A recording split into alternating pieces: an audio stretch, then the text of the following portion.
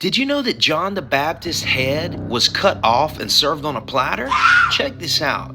Herod Antipas was ruler of Galilee under the Roman Empire, and he had imprisoned John the Baptist because John publicly called him out for divorcing his first wife and taking his sister-in-law as his wife.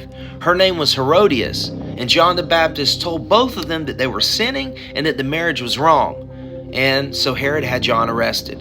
Now Herodias hated John, and she saw this as an opportunity to have John killed, and this is exactly what happened in Matthew chapter 14, starting in verse 3. It reads, "Now Herod had arrested John and bound him and put him in prison because of Herodias, his brother Philip's wife.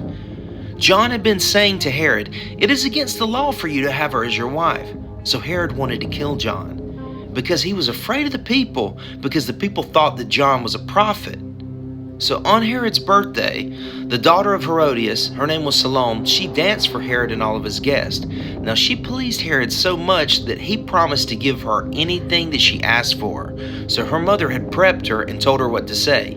And she said, 'Ask for John the Baptist's head on a big plate.' So the king was very upset, and in front of all of his dinner guests, he told one of his men to give her what she had asked for.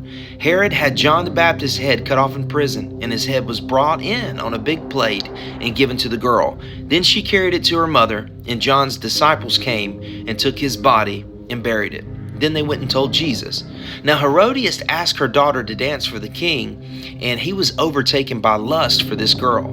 Now Herod promised Salome anything that she wanted, up to half in the kingdom. So she had spoken to her mother, and Salome asked for that request to have John the Baptist's head cut off and put on a platter.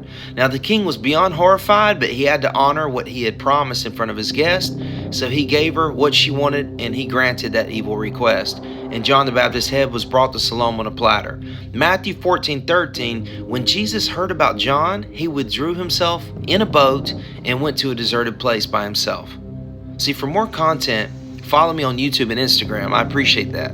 But did you know that John the Baptist's skull has been identified and is on display at the Church of San Silvestro in Rome? And it was built to house artifacts for the Roman catacombs, but there is no proof that this is indeed John the Baptist's head. What do you think? Tell me below.